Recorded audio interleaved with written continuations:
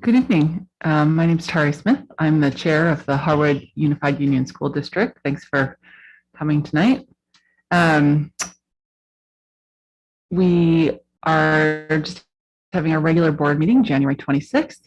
We usually begin each meeting with public comment.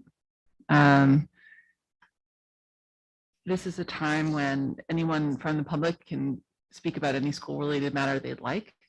And we give any speaker up to 3 minutes long for their comment. We are typically able to hear from anyone who would like to share a comment. If for some reason it looks like we can't, I'll do some name drawing. At the 2.5 minute mark, I'll try to make a motion or make a sound to get your attention to let you know that you have 30 seconds left. At the 3 minute mark, I would ask you to stop talking so that we can go on to the next speaker. If you have more to share with us than 3 minutes would allow, we do invite you to email the board with any additional thoughts. Or if you are not comfortable doing public speaking, please just go ahead and email. You will be heard and read by all board members when you do that. Please know that while the board does not respond to public comments in the moment, we do always listen carefully to what's being said. We don't have any members in the live audience. Online, would anyone who's attending like to speak? If so, could you hit the raise hand button on the Zoom?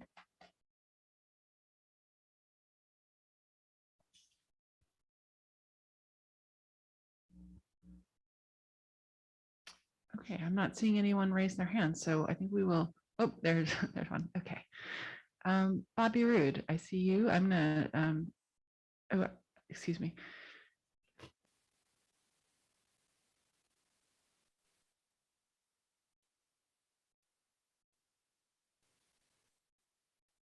Just adjusting some settings on the Zoom so that I can promote folks and stuff. So Bobby, I'll enable you to speak in just a moment. Sorry for the hiccup. Okay. I'm going to promote you to panelist so we can see you and hear you. And Bobby, you should be ready to go.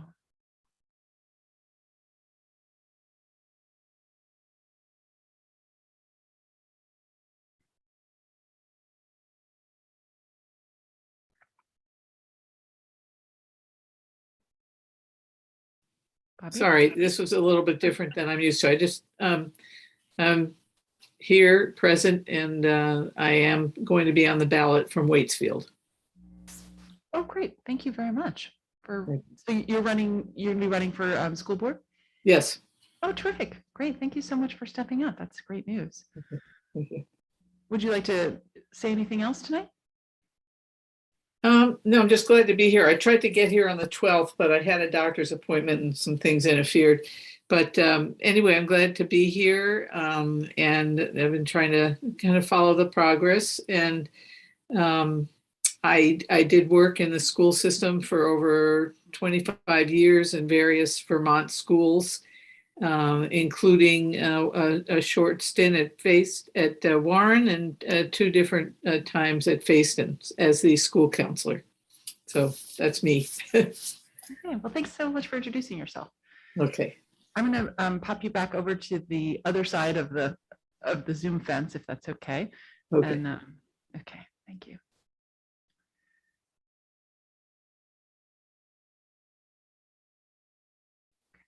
So I don't see any other hands raised for public comment this evening. So we'll move on to approving the agenda. Is there a motion to approve the agenda as warned? Moved by Kristen. Is there a second? By Caitlin. Thank you. Are there any objections to approving the agenda as warned? Okay, hearing no objections and seeing no objections, that motion will carry. The agenda is approved. All right. First up on the agenda, board reports. Bridget, we'd love to hear a little update on COVID if you're up for that. Well, sure. Good evening, everybody. It's nice to see you again. I'll start out with good news. We've had a relatively quiet week by our standards. Things have been going along quite smoothly. We've implemented our new guidance that I somewhat reported to you the last time. It's similar to the states, but still with some modified contact tracing, as I described. We have discontinued the surveillance testing. We weren't able to continue with that and have the state support the supplies. Instead, we've moved into what I would call the almost daily, if not frequent if not daily, rapid testing for whole classes of kids. That's worked out really well, and it's increased our attendance because we have far fewer students and staff forced to be in quarantine who are asymptomatic. So that's been a real positive offshoot of that. We ordered 4,000 more tests for this week. We've received 500. That's slightly shy of the 4,000. So we'll see how that materializes by the end of the week. But we have enough tests. We're pretty confident to get through the week. And the state has indicated that they're having some difficulties with the supply chain. So we'll just continue to partner with them and work it through and, do the very best we can. I think you'll remember from the correspondence that's gone home that Friday to Monday through that long, through the weekend, we had 8 positive cases on Monday. We had 4 yesterday, and we've had 5 today. So that has slowed down quite a bit from what we were seeing.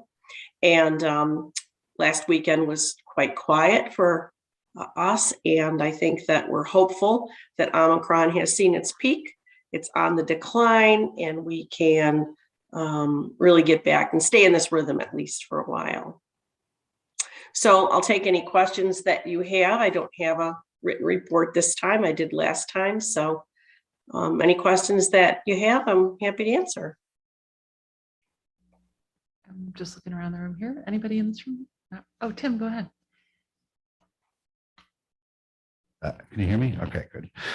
Just thank you again. Can't say enough. So I think I speak for everybody.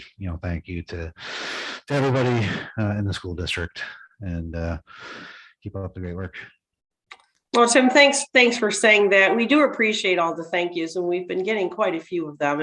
And truth to be told, that feels pretty good. And I'm almost feeling like I shouldn't be so positive about what a great week we had, because what they say about that, right? But last weekend was really quiet, and Allison and Kaya and I did not work last weekend for the first time that we can remember. So it was really nice to see that and see good outcomes in the school with attendance this week. That was really positive.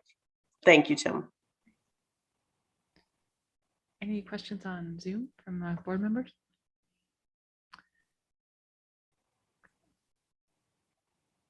Easy night tonight, Bridget. That works for me, and fair enough. I mean, right, you all know that we're in a maintenance mode. A couple of weeks ago, it was downright survival mode. We're back on maintenance mode, but we don't have new initiatives. Remember, we said less is best from the legislative bodies on down, and so this is really about taking care of our kids, making sure that they're safe and fed.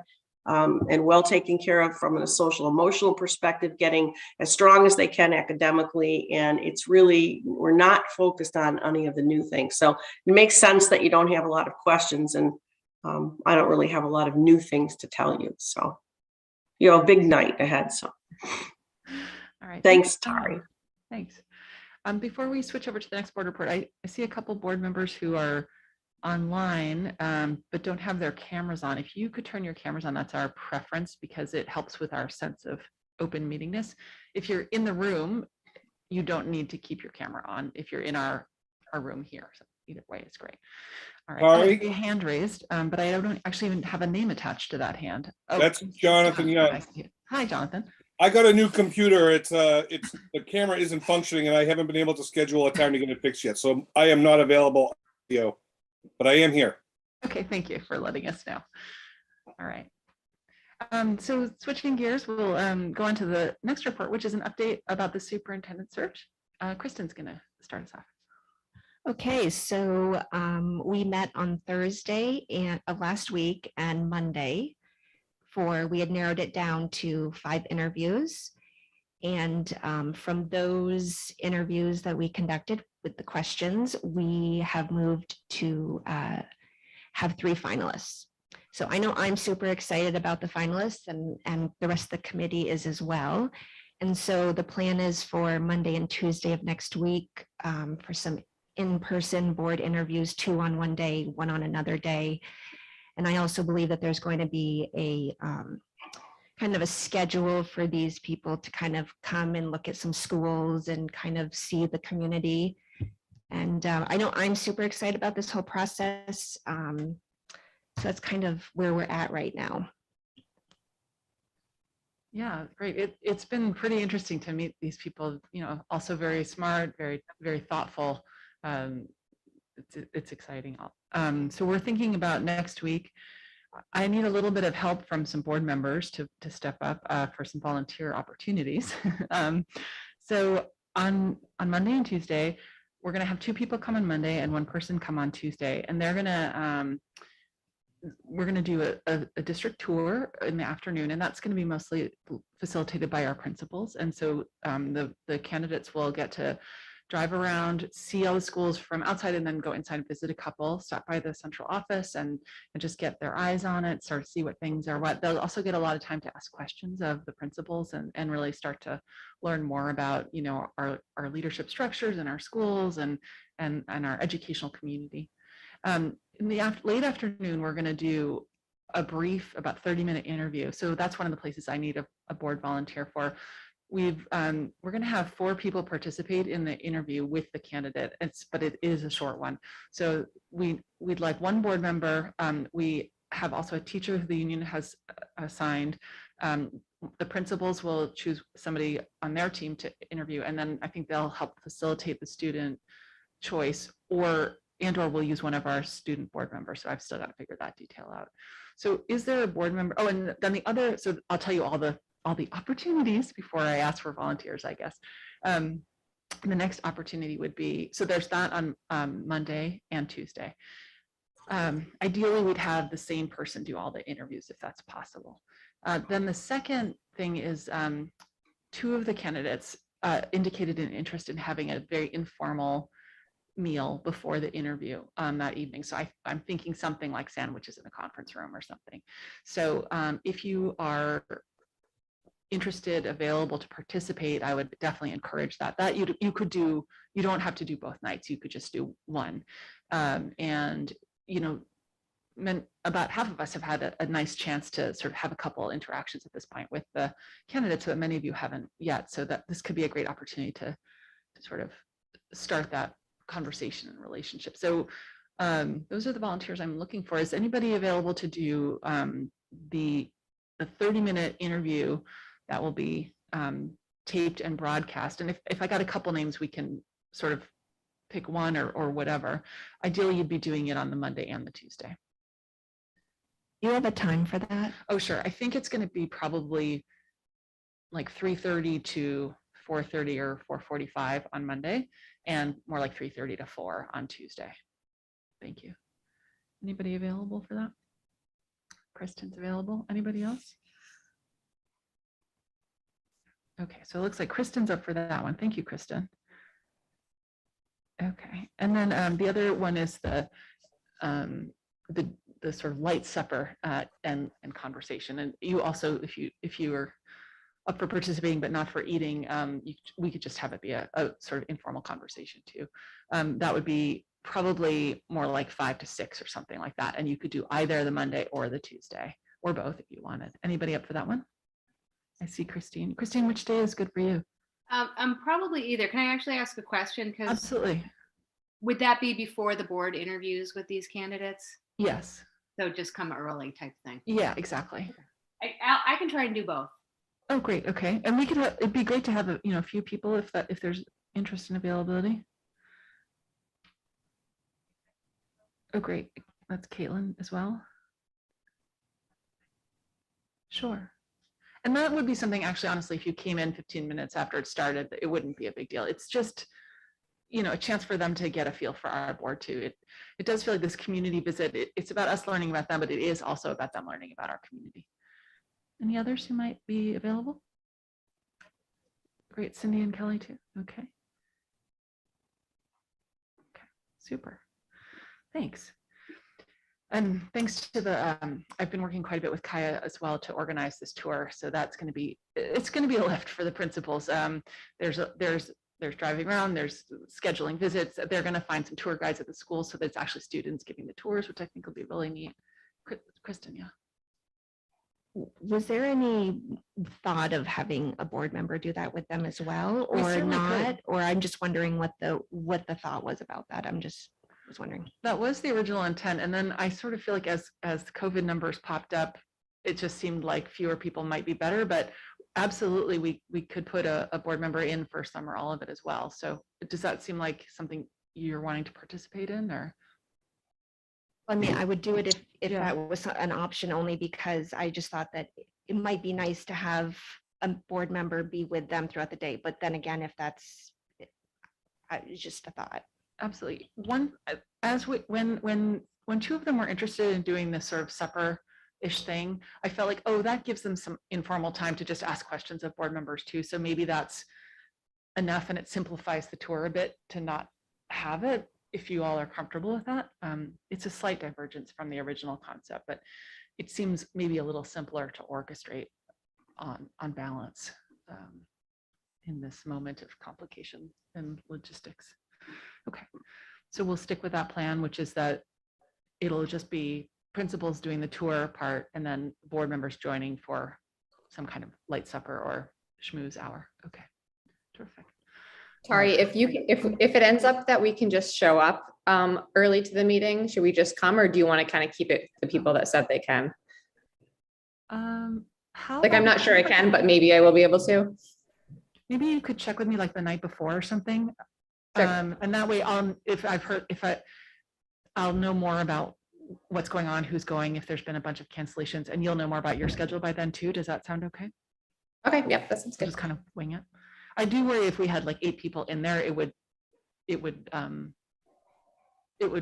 make it less conversational, maybe, but I'm just reacting. It's not a well thought out response. So, okay, great. I think that was all I had on those details.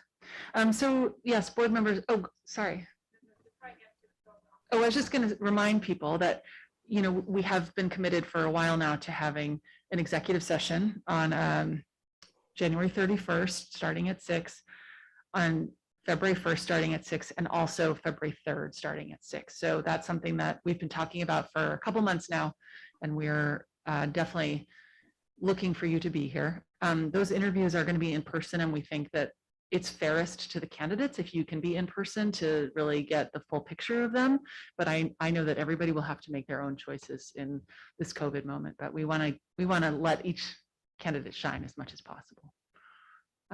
Okay, question from Caitlin, yeah. Just to confirm that aside from the light supper piece, we should plan to be here at 6 p.m. on Monday, Tuesday, and Thursday. Yeah, let's say 5:55. Of course, but yeah, 6 p.m. start time, be early. Great. Probably it's just going to be getting a late night for everybody. Yeah, and those candidates will have been going since 12:30 or whatever, so they're going to be exhausted. Yeah. So the other question is, are we planning to do any deliberations Tuesday after the 3rd interview, or will we save all of that for Thursday? Thank you for that question. I believe our plan has been to save it all for Thursday. And so unless I hear otherwise, I would like to continue with that. I think it gives space and time to consider things. You know, even in our interview process, we talked about how it might have been nice to have a little bit more of a gap between the listening and the judging. Caitlin. I think it's important to note that we've advertised widely for community input and that we're giving folks a short window, but we really hope folks will watch these taped interviews or conversations that Kristen's going to be a part of and others. So I do think that's wise for board members to wait to hear that input before we start talking too much about our decision.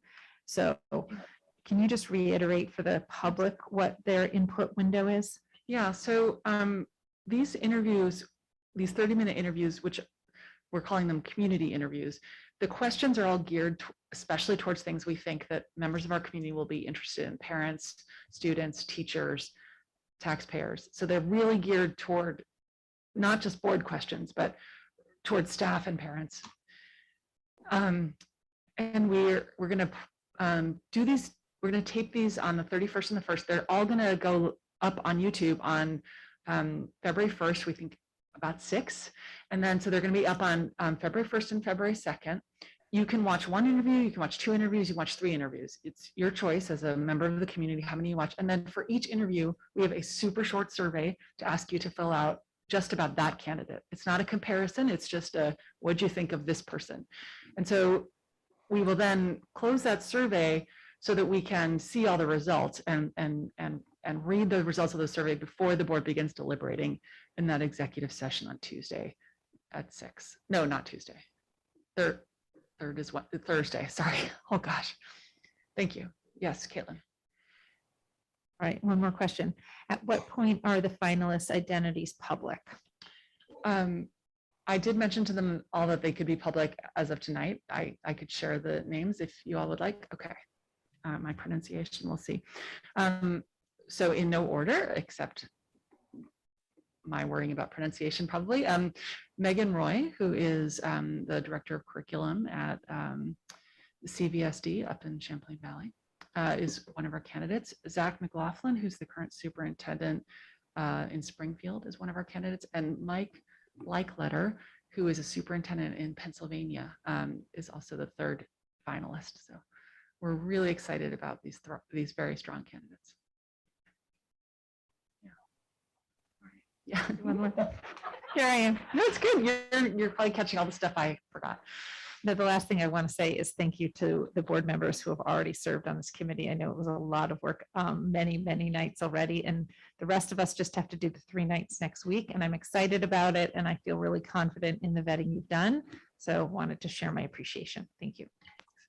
And also, just in case somebody's just tuning in now, just a reminder that on the committee it was board members, but it was also actually a union representative, the president, the co-president of the union, and one of our principals from our leadership team as well. So it was a really, nicely rounded group. Okay, I think that's it for tonight on this topic. So we'll move on to action items. We do have a long list of action items, and Michelle, we'll see if I put them in a good order for tonight. So if I start to switch in order and it makes you uncomfortable, just say something and we'll discuss the possibilities and fix it. But we may have a little winging it to make sure we get it all done. But if you are uncomfortable at any of my moderation decisions, just let me know. So Michelle, my understanding is that it would make sense to do the approval of the maintenance reserve fund first, because that would affect everything else. Okay. Do you want to start with a report? That might Sure, make the most just sense. a Okay. final. Thank So you. we're quickly reaching the finish line for our FY23 budget prior to our next step of bringing it to the voters. Since last time that I saw you all, we've had a couple of changes. We had a few revenue adjustments, and also our equalized pupils, which are not yet finalized by the AOE, did go up by about 4. So at this point in time, we're looking at the budget that was sent out in your packet, which essentially was a budget. And this is based on you putting everything to the maintenance reserve, all of the surplus towards the maintenance reserve, as you discussed last time.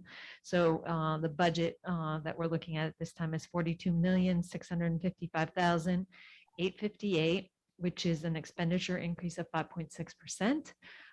When you consider the equalized pupils of 1,738.18, it is a cost per pupil of 20,238, which is a 7% increase over the current year's amount. And those are the amounts along with the maintenance reserve that are put on the warning. So in order for us to move forward with the warning, which we do have to approve tonight, the way you have it laid out in terms of approving the maintenance reserve and then moving forward with the total overall budget, which the maintenance reserve is a component of, and all the other pieces make sense.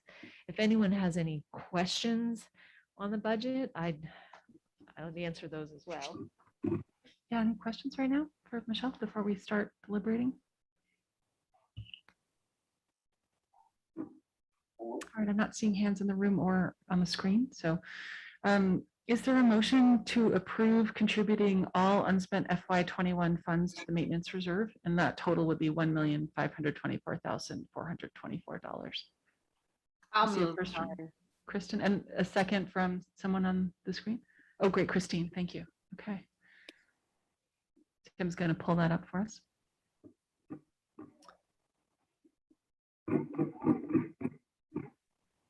All right. Is there any further discussion about this item at this time? I have one Jonathan, question. go ahead. How is this, I apologize, might be naive, but how is this different than the motion we passed last week or last meeting? That's a good question. Is it, well, the number. The amount has changed. We were working on finalization of our audit, and we did find a transaction that was missing. So the amount has gone down a bit from what we were looking at last week. And in general, because this is a question on the ballot, a separate question, it's usually finalized prior to the ballot being finalized. But I think one of the bigger things is the amount changed. Thank you. So any further questions or discussion? Okay, so I think I'll just try are there any objections to approving this motion at this time? So I'm looking around the room. I don't see anything in person, and I don't see any electronic hands raised. Okay, so that motion will carry. Next up is an effort to approve the entire FY23 budget.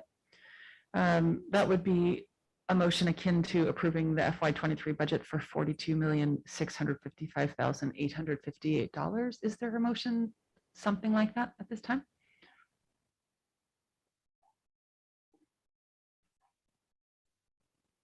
Tim makes that motion. Is there a second? I will second it. Kristen seconds. Thank you. Okay, so up on the table at this time, approving the FY23 budget for $42,655,858. Are there any questions, or is there any discussion at this time?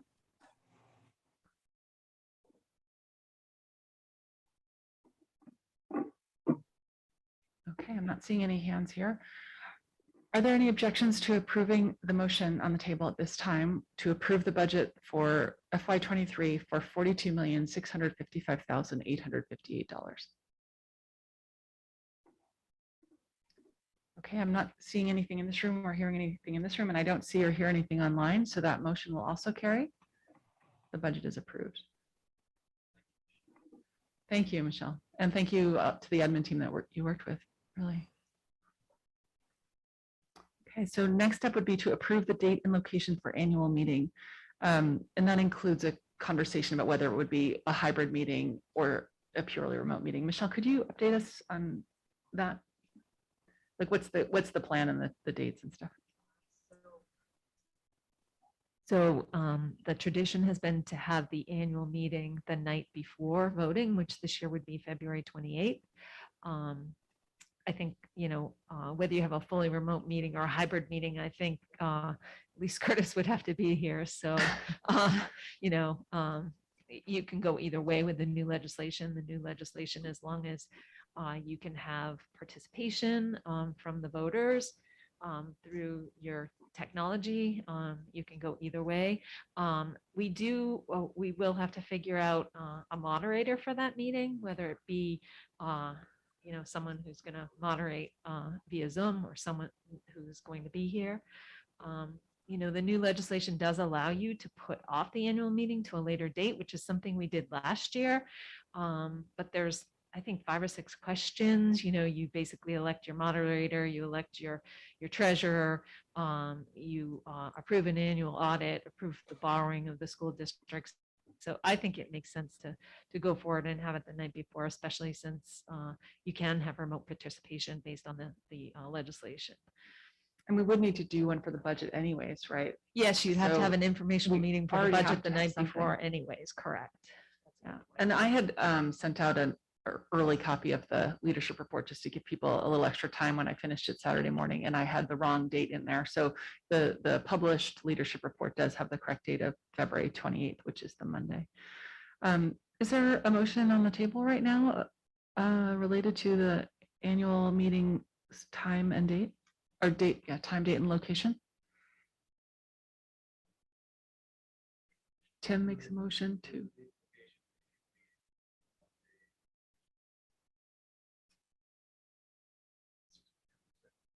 That sounds right. So I think yes. So Tim said, can you put your microphone on and just read it? Make a motion to approve date and location for annual meeting to be held on Monday, February 28th at 6 p.m. And do you want to say hybrid or Zoom? Like remote only or in hybrid? I think we're going to do that. To be, let's see here. Do you want to have that be two separate questions? One thing to note is if we have it purely Zoom, actually Curtis doesn't have to be here. He could just do that from home. I'll just say hybrid. Okay, so Tim says hybrid as the meeting style. So is there a second to that motion? And then we'll read it aloud one more time. A second from Cindy. Okay, so on the table is a motion to approve the date and location for annual meeting to be held on Monday, February 28th at 6 p.m. through a sort of hybrid methodology. Is there any discussion at this time? Jonathan? Yeah, I was just wanted to think a little bit about the hybrid versus the Zoom. I know we have some discussion coming up on that, so it's a little bit, figuring this out ahead of time is a little tricky, but I guess, has this meeting, have there been a lot of public participation or in person historically? And if not, I guess I'm trying to figure out why we would do hybrid rather than just Zoom. Maybe Michelle could reflect on past trends. Know how you define a lot. I think prior to COVID, we used to have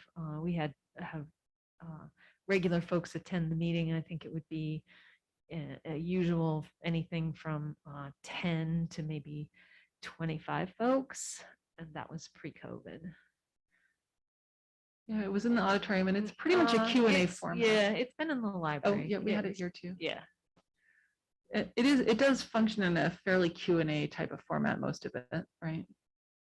Yeah, and I don't know, because it's the annual meeting combined with the informational budget meeting, I don't know if one or both of those things, brought people out. But, we also had more public participation in our regular board meetings prior to COVID, and our ability to use this technology to, we didn't used to have this technology which allowed people to participate online.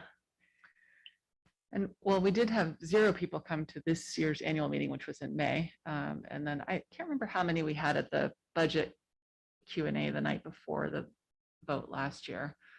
It wasn't a lot, but there were a handful. I feel like but it was probably under 10 if I recall.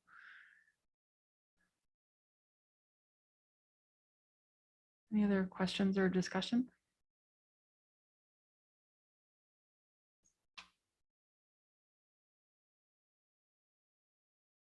Okay. So the motion on the table is to hold the meeting on February 28th at 6 p.m. with a hybrid methodology. Is there any objection to that motion at this time? I'm seeing no objection in the room and hearing none. I see none and hear none on the screen. So that motion will carry. Okay.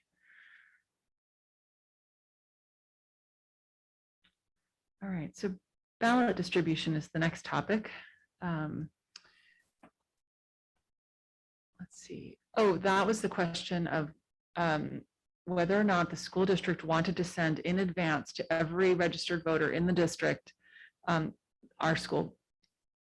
budget vote ballots, or if we wanted to use our more typical methodology, which is we just pass them along to the town clerks and then they distribute them when they get a call in for their town ballots for earlier absentee voting. They pop ours in with them.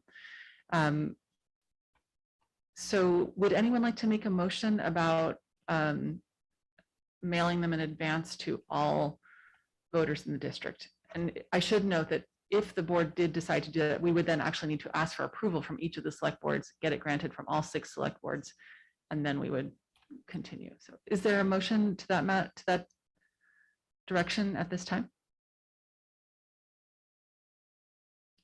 I'm not seeing, oh, Christine. Well, I would just make a motion that we not mail the ballot to every voter. So I think if okay, well, let's do it. Is there a second? Kelly seconds that. So Tim, let the record reflect. Yeah, how should we say that in our motion language, Christine? That we make ballots by mail only available upon request Through the town clerk's office or something. through the town clerk's office, if that makes sense. Okay, we'll get that typed up, and then Marlene, I see your hand. I'll come to you in just a second.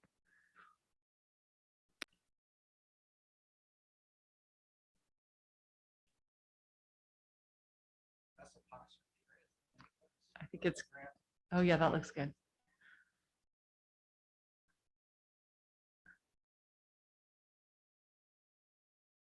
Okay.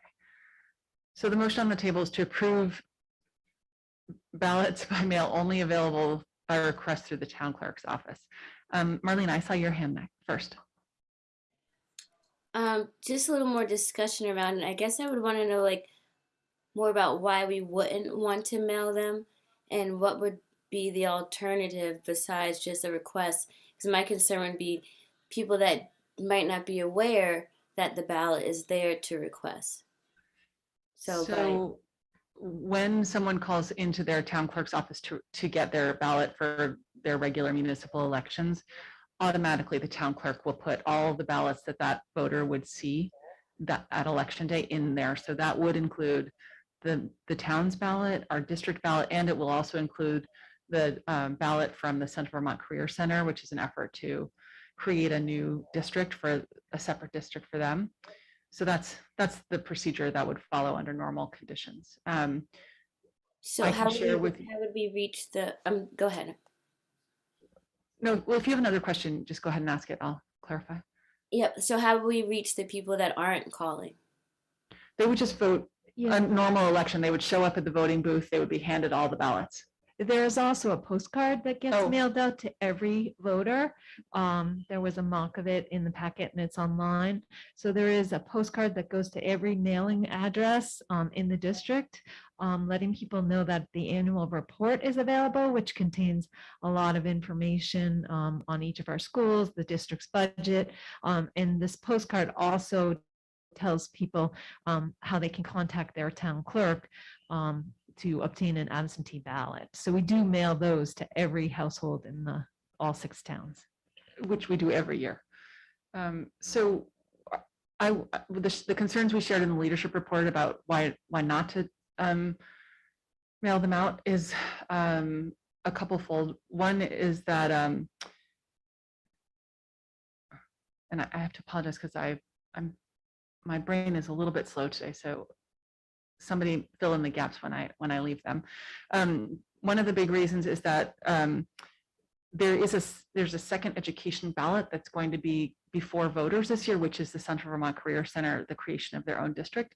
That automatically is not allowed to be mailed out to voters in advance, except by special request, because it's the creation of a new district. So if ours goes out early, that means that people would get one education ballot, but they wouldn't get the second one. So it actually, I think, creates a more complicated and confusing situation for voters. And perhaps that's the biggest thing. Only one of our towns, unless Waitsfield ended up deciding to do it, only one of our towns is sending their ballots out ahead. So if we went ahead and asked for permission to do that and then did so, voters would suddenly find, oh, just our school ballots in their mailbox, but they wouldn't find their municipal ballots and they wouldn't find the Central Vermont Career Center ballot. So again, I think we'd be actually confusing a lot of voters if we did that. So Tim's and my position was that it made sense to continue with our historic practice.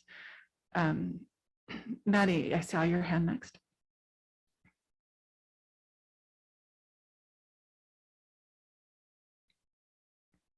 Maddie?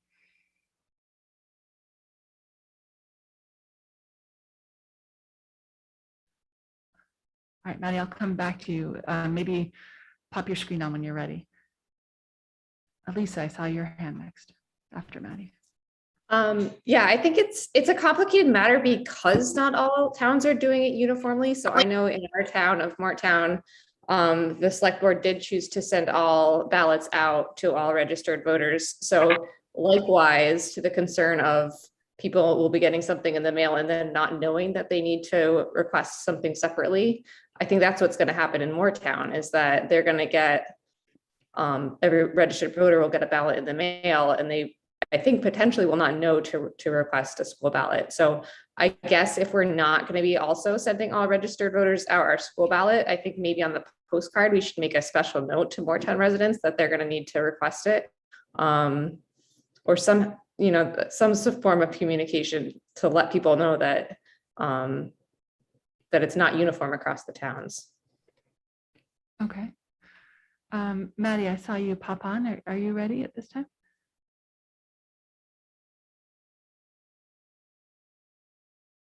Maddie?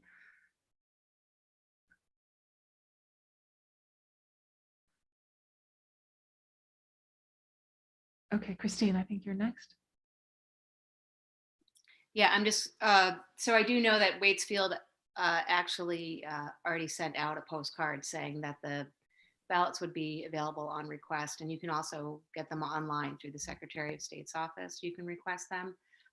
But just in terms of logistics, I think if we had wanted to coordinate with the 6 towns, this would have probably needed to be a conversation for late December, early January, because as it stands right now, I know there are several select boards that won't be meeting till mid-February, so I don't think that would be practical to mail them out. All right, is there any further discussion at this time? Lisa, do you want your hand up still, or is that just left over? Okay. All right, so let's, are there any objections at this time? Oh, the motion on the table is to approve ballots by mail only available by request of the town clerk's office, or as Christine said, the Secretary of State's office. Are there any objections at this time to that motion? I'm going to object or vote no. All right. So let's see. With only one objection, the motion clearly carries. So I don't think I'll do the roll call vote unless somebody would like to. Now that we've started the vote, I can't really take a comment, Maddie, sorry. So that motion will carry, that we will use the same as normal, but it is, it was not passed without objection. I guess, you know, I see what Tim did. Tim filled in for the one objection of Lisa, and the rest of us will be yeses. Okay. All right, so that will carry, and we'll go on to ballot counting procedures. So do you want to give us the background on that? Thanks, Michelle. I guess my understanding of the new legislation is it allows either the board to go with the pre-COVID method of, and what we did for the bond vote, which is bringing all the physical ballots to Harwood and having those be commingled and counted here at Harwood. It also allows the count to be conducted the way it was last year, which was instead of having all of the votes brought to Harwood and commingled, the school district ballots were counted individually in each town by the town clerks and then reported to the school district clerk and added up that way. I haven't spoke to each of all of our town clerks, but I know one thing that we can do if we do it the way we did last year is we can order a ballot which gets counted in their machines because their machines are at their location, so we can pay for some programming and we can order a ballot and they can be counted, and then it's easy for them to very quickly report the numbers. So I haven't pulled them on that, but I know that it worked very well last year, and so I'm assuming that that would be the preference this year, is to go with that method so people don't have to gather in a group at the Harwood cafeteria after the polls close. Thank you. Yeah, by statute, typically it would be that the ballots can have to be commingled, but because of COVID, we have a choice. So is someone ready to make a motion about whether we should commingle the ballots or whether we can allow the towns to count their own and then report the totals to the district? Kristen. I'll make that motion to allow each town to count their own ballots and then report it to the district office. Is that right? Yeah, I think that's Or great. central office or The district clerk. Thank you. And is there a second? I would second Okay, that. so we'll take a second, get that up and make sure we've got the wording right, and then we'll start a discussion.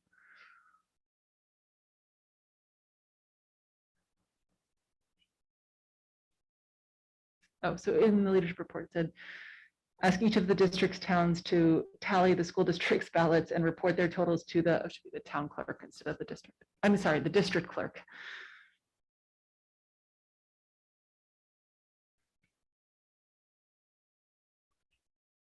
Just add clerk to the as the last word there.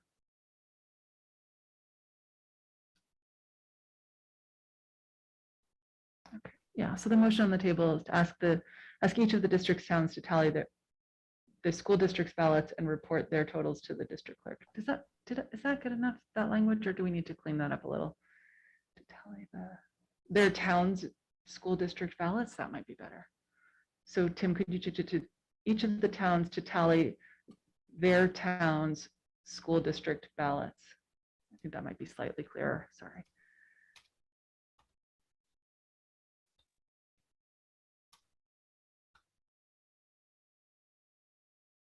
Does that feel good, Kristen and Cindy? Okay. All right. So any discussion at this time? Will you put that on the share screen so people can see it too? All right. Any discussion?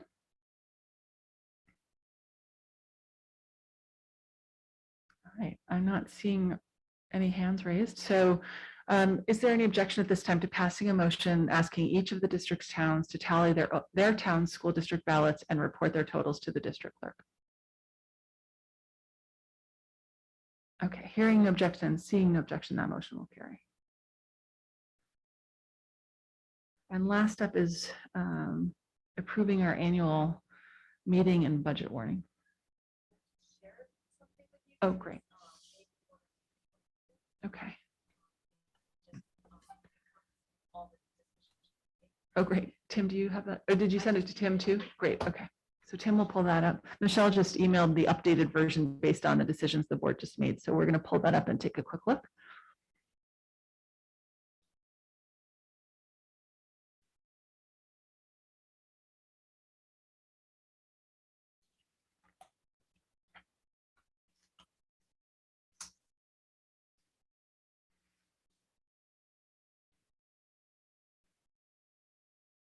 All right. Maybe magnify that a little bit. Great.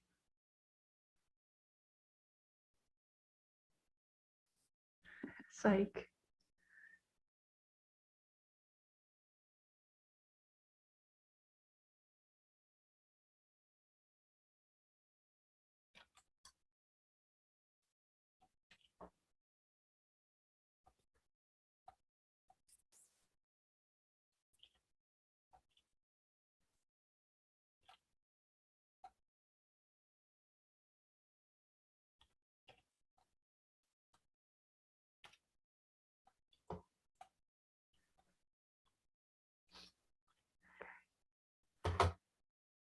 All right, so this is the template you saw in your board report already, and Michelle has simply updated it.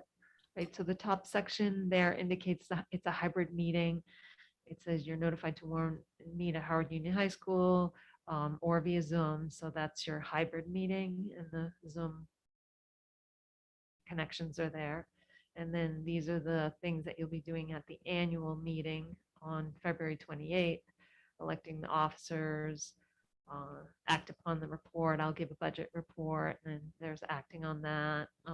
It's fixing the compensation to be paid to the school board, authorizing an audit for the school year ended June 30th, 2022, authorizing us to borrow in anticipation of taxes, and then the meeting is recessed, and then these are the articles that will be voted on by Australian ballot.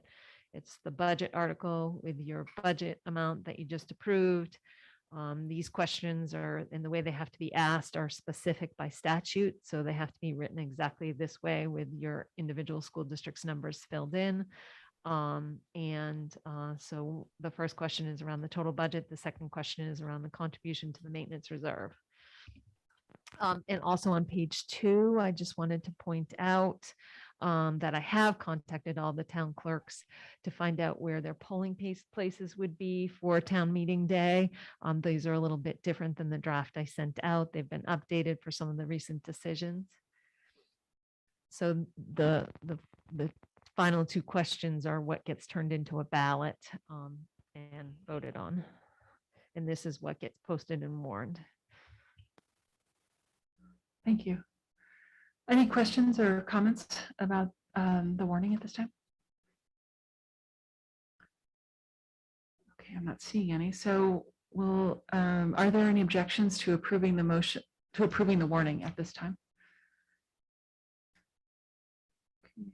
Hearing none in our room and seeing none online, that motion will carry. The annual meeting and budget is warned or will be warned.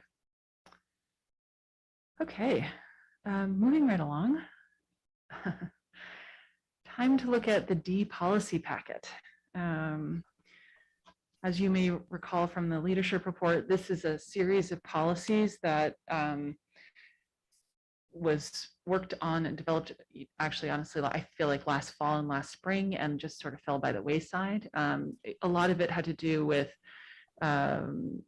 we took a look at the VSBA's current models. We looked at, obviously, we often do CVSD's policies because they've spent quite a bit of time and attorney effort to vet their policies.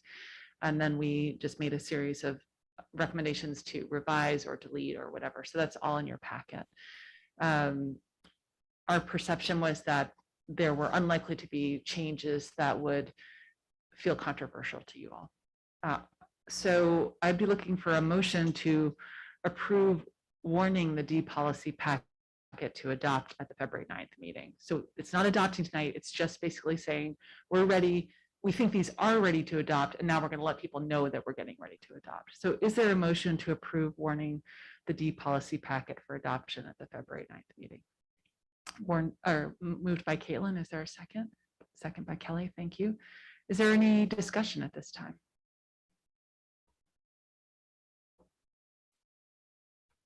Christine, go ahead. Yeah, I just have a question about the timeline. Doesn't it need, don't we warn it 10 days in advance in the paper? Yes, so what we would do is today, like, we would still have 10 days to warn it. So, because your thing, would it get what about the publishing dates? Yeah, don't we publish it in the paper in at least 10 days in advance? All right, so then why don't we just, thank you for noticing that. Let's bump it to the next meeting then, just to be safe. I mean, if I'm incorrect, please correct me. I say, instead of bringing this up at the next meeting and fixing it then, let's just go to the next one now. So the next meeting would be the 23rd. Oh, but that's school break. So was it the 16th? Sorry. So if we can amend that, is there a motion to amend that to the 16th? Okay. Is there a second to the amendment? Thank you. All right, so we'll vote on the amendment first. So the question on the table is actually, can we amend the date in the motion to be February 16th and not February 9th as we originally stated? Is there any objection to changing the date to February 16th? Okay, hearing none and seeing none, that motion will carry. So the amendment passes. The current motion on the table should be approving, warning the packet to adopt at the February 16th meeting. Any discussion about that? Thanks for that, Christine.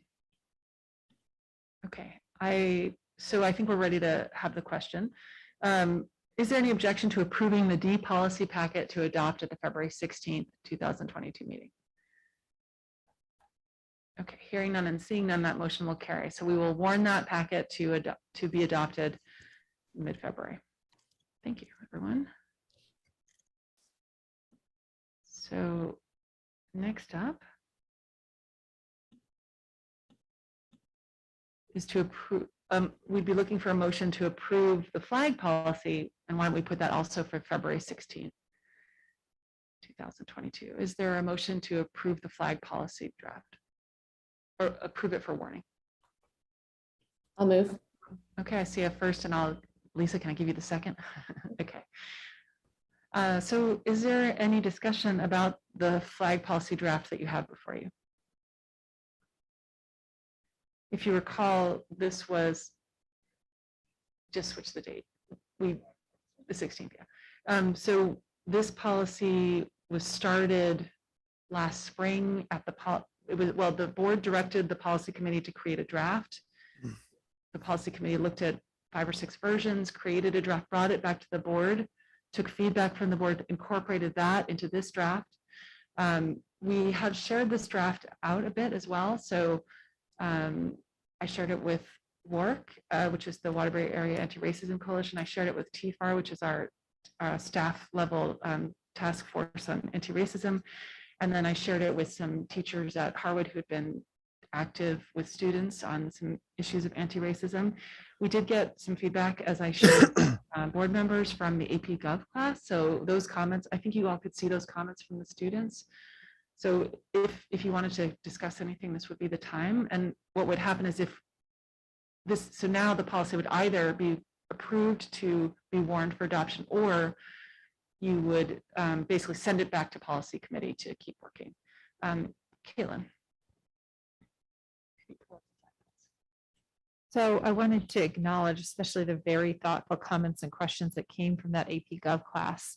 I am comfortable moving this flag policy forward, but I really wanted to acknowledge those contributions and think about whether there's, if the students are interested in further dialogue, if there's a way to provide that, because I certainly would want to answer some of those questions or give them the opportunity in some form to talk about how this policy may play out. Now, the best way may be to see the policy play out with a request. But I also just wanted to really publicly acknowledge this. And I think it's a great example of how, even with a very detailed statement, there's a lot of nuance in it, and we haven't tested it yet. And so I think some questions I have my own personal responses for. They may or may not be right. And then some of their questions and comments, my answer really would be, I don't know. We'll have to see how a future board takes up a flag request and then proceeds. So that's my comment. And that does remind me that one of the things we talked about from the beginning of this process was that we didn't want to wait till we had what we thought was perfect, that we wanted to get started, because there really weren't that many models and there's not that much history with a policy like this yet. So there aren't that many test cases that we could go off of. So we worked hard to try to create something that we thought would cover our bases, but we understood that there was a good chance it would continue to evolve. I see Kristen hand, please. It might be also beneficial to maybe give them a link to that meeting, maybe the policy committee meeting about the flag, because I did with their comments, it might be nice for them to see how the committee went about coming up with this and the different school districts of their flag policies that they looked at. So that might be a good resource for them to watch. That sounds great. I will pass that along to them. I did send them initially the first draft that we put together, and then I sent them, I think, the second draft, and I did offer to make myself available, but the scheduling couldn't work out for the various classes. So. But it's great. These are great ideas to follow up with. Thank you. Any discussion about the meat of the policy itself at this time? Our hope was that you would feel ready to pass it because we did work to incorporate everyone's comments. I'm not seeing any hands raised at this time, so it feels like maybe we're ready to consider approving the motion. So the motion on the table is to approve warning the flag policy, which we would then adopt at the February 16th meeting. Is there any objection at this time to passing that motion?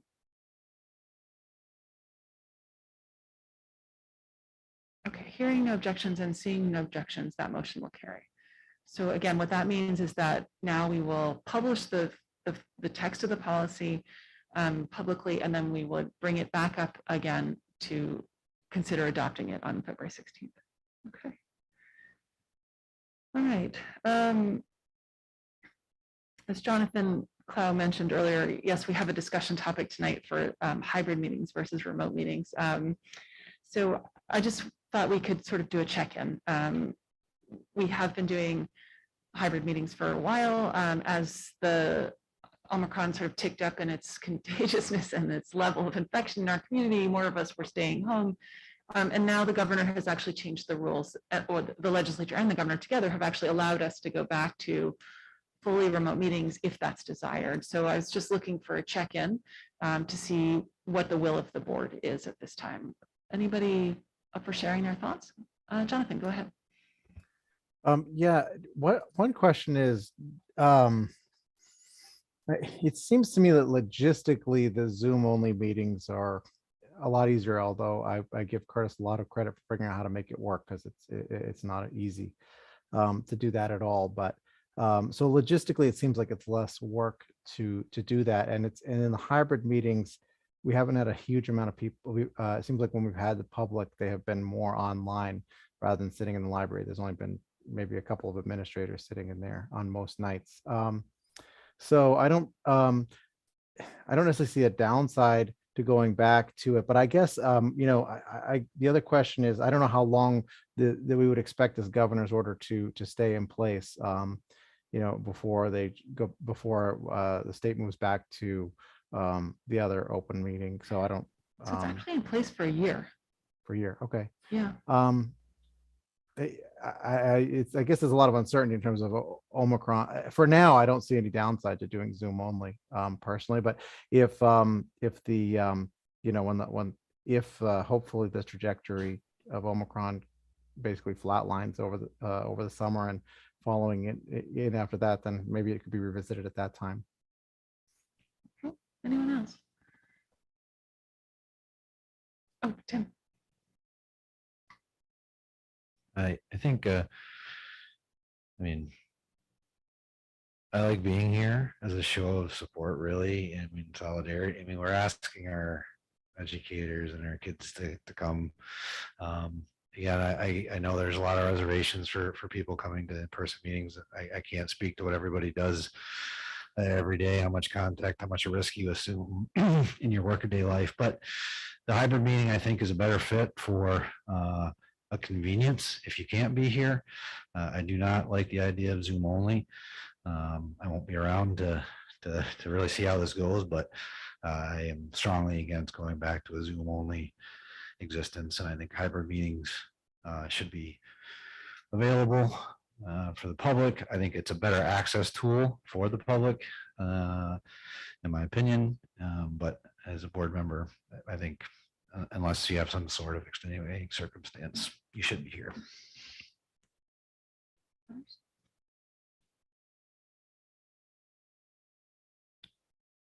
So we've got 1 and 1 so far in thoughts. Christine? Yeah, I tend to agree with Tim. And I think especially with having so much turnover on the board. I mean, I guess it could always be revisited after town meeting day, but I think it would be really challenging to be remote. I do prefer to get there in person when I can, but it wasn't a good night tonight. But I think it's important to have that option and encourage the public to attend remotely. Lisa, go ahead.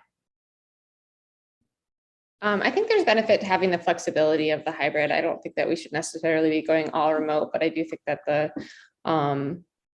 the option to be able to be flexible with kind of how, landscape's just constantly changing. So to say one is the preference over the other, I think is, sometimes doesn't catch that. So I think that the option of hybrid is my preference.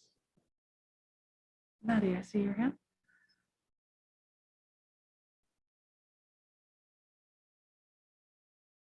That sounds good. Oh, you're breaking up a bit, Maddie. Okay, I'm going to talk.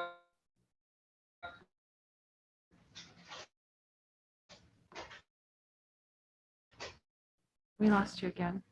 I think the hybrid as an option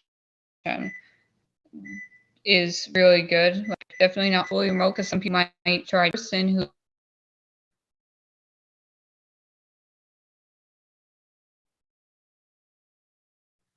Maddie, I'm sorry that you are still breaking up. I think I heard you saying you were supportive of the hybrid option.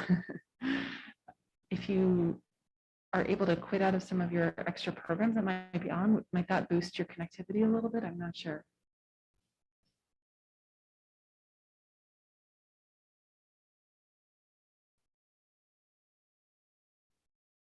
Also, you're welcome. Oh no, we don't have a chat box. Never mind.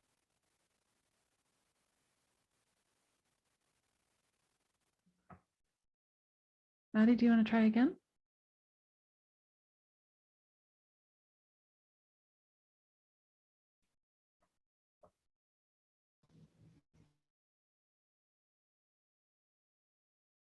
All right, Maddie, I'm going to come back to you. We'll give Marlena a chance, and then we'll check in with you again. Marlena, what would you like to add?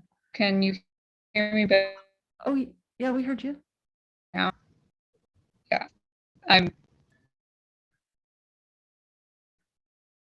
I feel like we need to get Maddie some. This is like a call. This is a Duxbury challenge. Maddie, you're a Duxbury person, aren't you? I think those hills and valleys, they're just hard to get our Wi-Fi, our service to. We lost you again, I'm afraid. Marlena, are you ready? Marlena?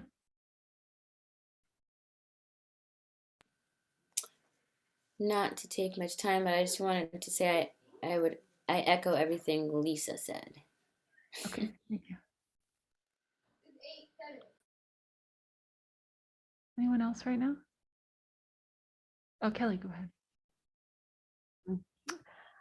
I like the hybrid meetings. However, I would prefer that people be here in person, board members, and the public be online. Kristen?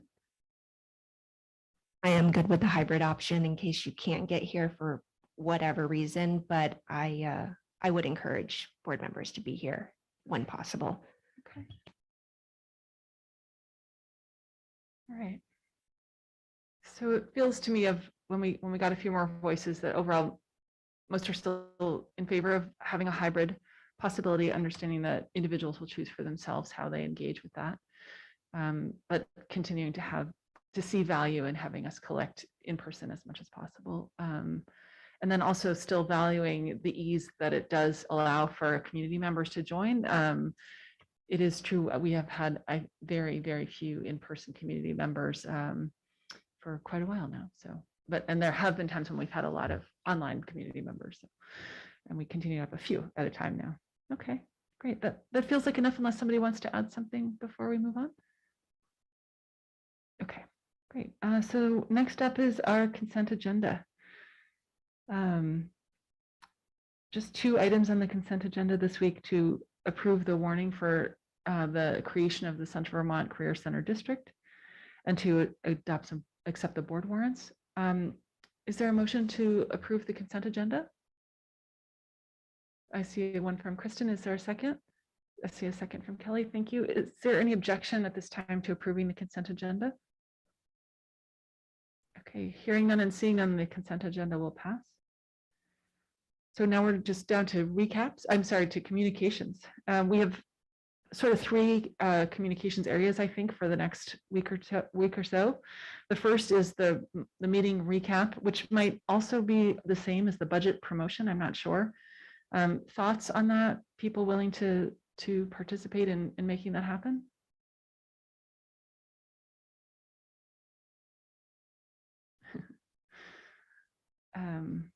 Anyone? I can reuse the language from the leadership report if that's useful. I would love it if somebody could step up and help a bit. Caitlin, what are you up for? Oh, question. Okay.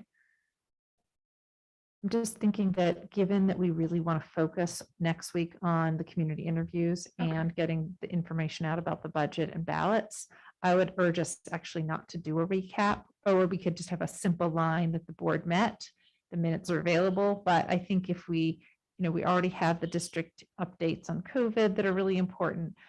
If we could pull one communication out, that would be it this week. Does anyone object to that proposal? Okay. All right, so that leaves still budget promotion and community interview. Christine, what did you want to say? I was going to say I'd be willing to do something closer to budget time, help with the budget piece. Okay, so not this week, but maybe sometime in the next few weeks. Mhm. Okay, great. Anyone? Kristen? Yeah. Is there a set format with the recap? We just plug things in? We basically, lately what we try to do is we sort of focus on, sometimes we do everything, but sometimes, especially for something big like the budget, we would really maybe just have it be all about budget. So I could easily see that we could do a communication this week that's essentially, here's the budget stuff that passed, here's how it will affect you. And also, here's this really big thing coming up about the superintendent search. We'd love for you to participate, something like that. So it's sort of just a two-pronged thing. We could also even just do budget like the week after next if you wanted. I mean, it's because the superintendent thing is next week and it's going to be done after that. So maybe we just do the superintendent stuff this week and we do budget after that. Lisa? I like that idea. I think that people tune in limited amounts. So I think if we promote the thing that's the most urgent this week and save the budget for a time when it's a little bit more pertinent and coming up, that makes more sense to me. Okay. Are people comfortable with, basically that's putting off budget conversation until after February 2nd when that survey would close. But that's actually just a week away. No objections to that plan? Okay. Is there anyone available to help with that community interview promo? I do have a draft that was already published, so you could take that and you could just jazz hand it and make it exciting. Okay, thank you. I'm happy to help with that, Tari. Great, so Kristen and Lisa will take, and have you guys, did you already see the text that we originally used, or should I send that to you? Okay, so I'll send that to you, and then if you remake it slightly so it feels new or whatever, that'd be great. Okay, thank you. When is that usually due by? It just gets published on Front Porch Forum, so it's as soon as we're done. If it's the ideal thing though is to get it done before the weekend, so because there's no one to publish it over the weekend. So we send it. If you send to me, I forward it to Shannon, and she gets it on Front Porch Forum. Yeah. Okay. Great. Thank you. So I think that's everything. Anything before we take a final motion? Kelly. Just putting a plug out there to just check in with your towns about potential new school board members. I don't think there's a whole lot of interest out there. So any recruitment at this point, people would have to be write-ins.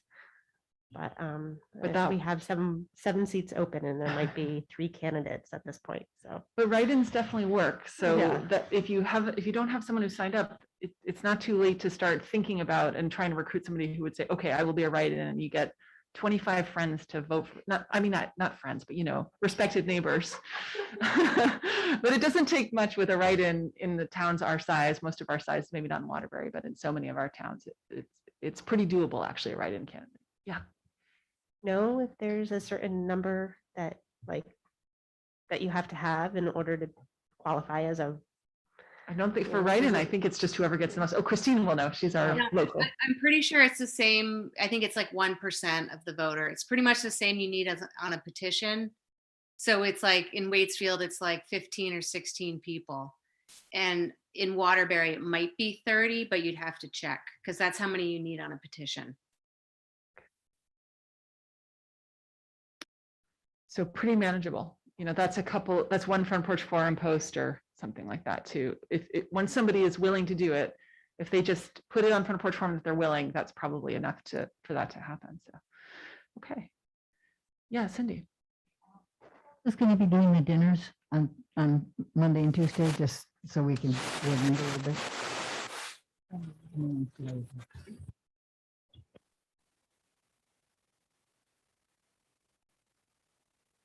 We have Christine, Caitlin, Cindy, and Kelly, and maybe Lisa. Should we plan on picking something up? Oh, no. Or I think, are they bringing everyone just bring their own sandwiches? Are we hosting? we could host something. Are any of you willing to do that? Organize that? Like organize sandwiches or anything? I think it's probably pretty easy. Just call it into Shaw's or, right? Would one of you be willing to do that?